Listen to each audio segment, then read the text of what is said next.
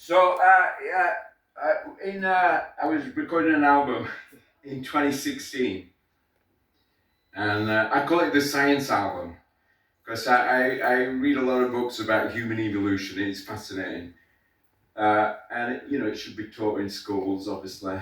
And I realized that the scientific language was infecting my lyric writing in a good way. Actually, this one is not from the Science Album, but it came from the fact that there was a Science Album. So there's this, it's called Bringing Up Baby, where a baby is an acronym for bigger brain babies born earlier.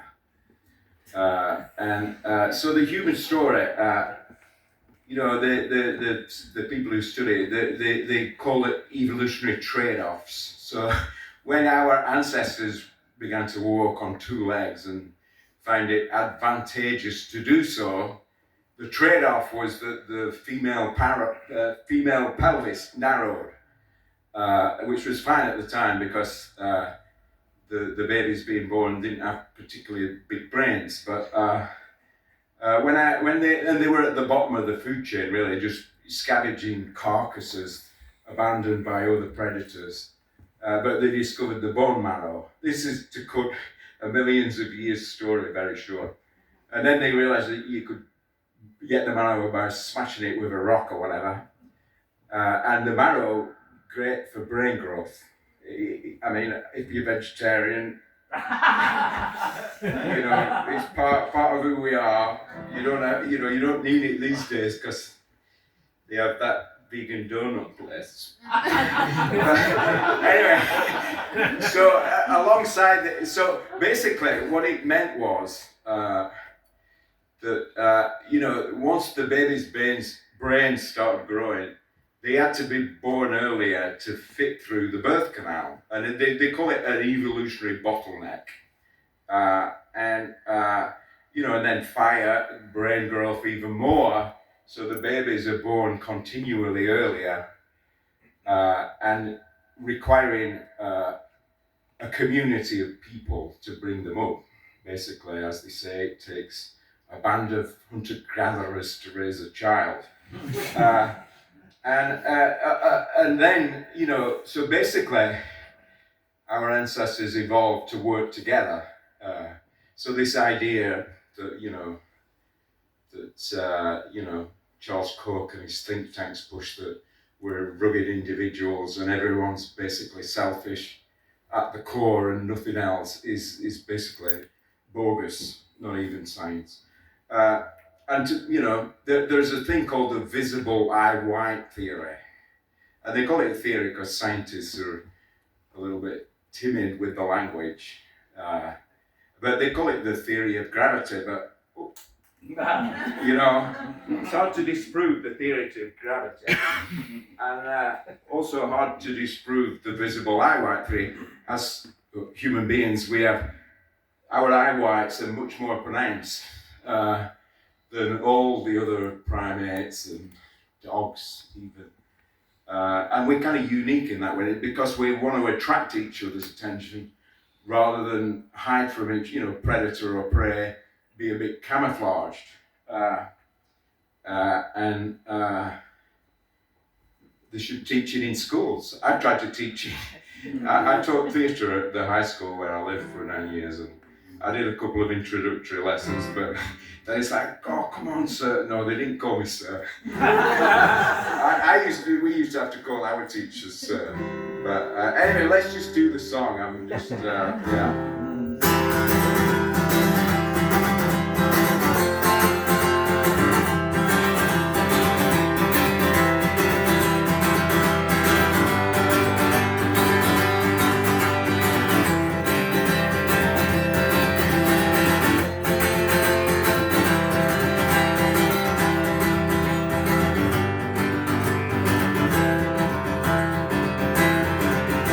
Tell a story that's older than all of our other stories, going all the way back to our Homo erectus roots of the tropical unsolving mammal tasked with bringing a baby, a bigger brain baby, born earlier.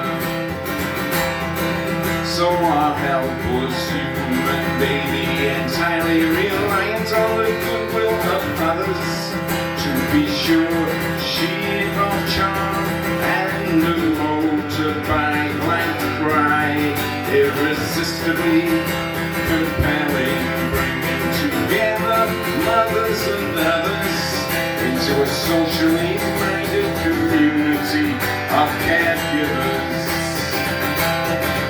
So we hug each other when we laugh and we hold each other when we cry from the day we're born till the day we die.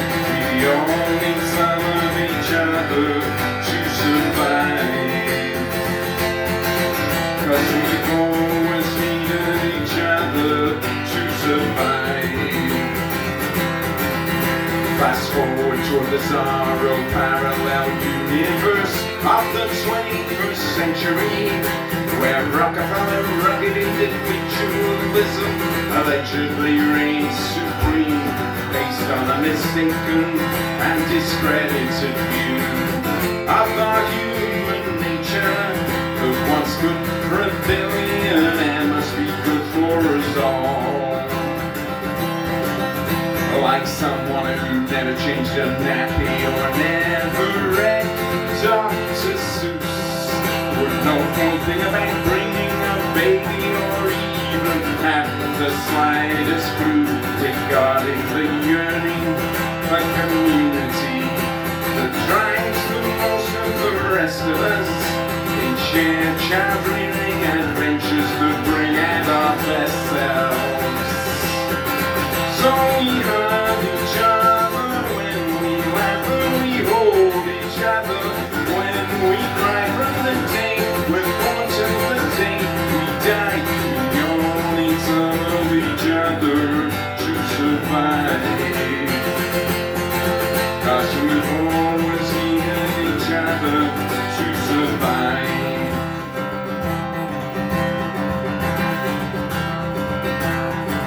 So remember where we came from, who helped us get where we are. Was it arrogant CEOs or psycho-reality TV stars? It was mothers, sisters, aunts, brothers, teachers, neighbors, mentors, peers, dads, grandmothers, friends, and countless others. Give them clean air, water, food on the table, and a roof over our heads.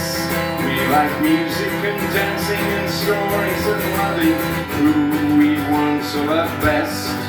We got science that measures connection by shared DNA and atmosphere as a rising global community that could save the species. So we hug each other when we laugh and we hold each other when we cry from the day we're born till the day we die. We all need some of each other to survive emotionally. We all need some of each other to survive physically. We all need some of each other to survive scientifically. We all need some of each other to survive. Unachievably, quite literally,